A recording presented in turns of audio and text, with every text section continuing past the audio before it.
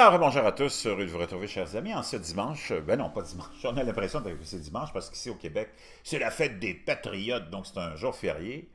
Moi, je ne travaille pas depuis plus d'un an à cause de la pandémie, donc je suis toujours en congé, mais pour ceux qui travaillent, ils sont en congé, ils en profitent. Habituellement, on est au restaurant, puis on travaille fort parce que c'est une journée occupée, mais là, les restaurants, salle à manger sont fermés, et même les terrasses. Mais vendredi, je reprends du service, je suis bien content, j'ai hâte. Avec impatience, j'attends cette journée pour revoir le monde, mes clients, les belles femmes et l'argent aussi.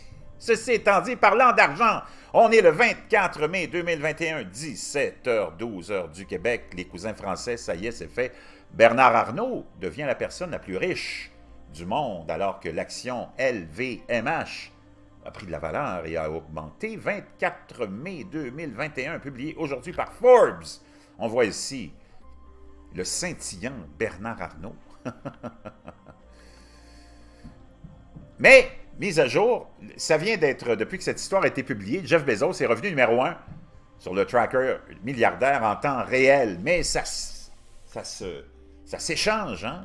La position numéro 1, le mania de la mode française Bernard Arnault, est la personne la plus riche du monde ce lundi matin avec une valeur nette estimée à 186,3 milliards de dollars, ce qui le place 300 millions de dollars au-dessus de Jeff Bezos, qui vaut 186 milliards de dollars, et Elon Musk a une valeur de 147,3 milliards de dollars.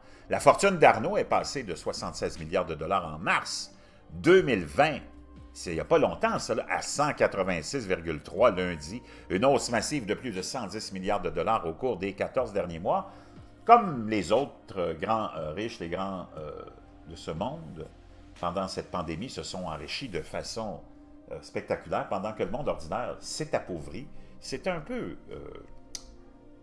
étrange comme situation, mais que voulez-vous, c'est ça, la vie, on ne peut rien y faire. Une hausse massive de plus de 110 milliards de dollars au cours des 14 derniers mois grâce à une pandémie défiant les performances de son groupe de luxe, Louis Vuitton, Moet, Hennessy, qui possède également des produits connus comme Fendi, Christian Dior, Givenchy, et a augmenté de 0,4 % au cours des premières heures de négociation lundi, portant sa capitalisation boursière à 320 milliards de dollars et poussant la participation personnelle d'Arnault de plus de 600 millions de dollars.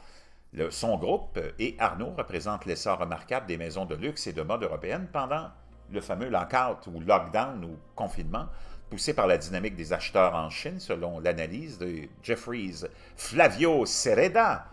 LVMH a enregistré un chiffre d'affaires de 17 milliards de dollars au premier trimestre 2021, en hausse de 32 % par rapport à la même période en 2020.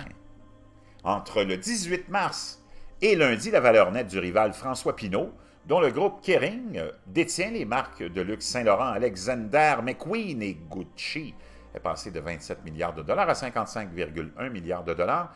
Chez Chanel, qui n'est pas coté en bourse, les frères Alain Wertmeier et Gérard Wettmayer, les petits-fils du fondateur Pierre Wettmayer, valent désormais 35 milliards de dollars, soit plus du double de leur valeur nette de 17 milliards de dollars en 2020. Même Françoise Bettencourt-Meyers, la petite fille du fondateur d'Oréal, a profité d'une bosse de près de 40 milliards de dollars à 87,8 milliards de dollars lundi, donc Arnault numéro 1. Il était en compagnie de Donald Trump en 2019, ici sur cette photo. Au fil des ans, le sommet de la liste des milliardaires de Forbes a été largement dominé par les Américains. La première place a été occupée par les citoyens américains Bezos, Musk, Gates et Buffett pendant la meilleure partie des 2 décennies. Seul Carlos Slim du Mexique a perturbé leur domination pendant toute période de temps notable.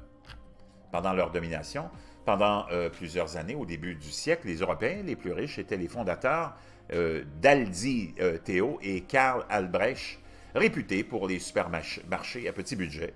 Ils ont fait partie du top 10, mais n'ont jamais réclamé le numéro 1. Bernard Arnault a fait ses débuts dans le top 10 à la mi-2005 avec une fortune de 13 milliards de dollars.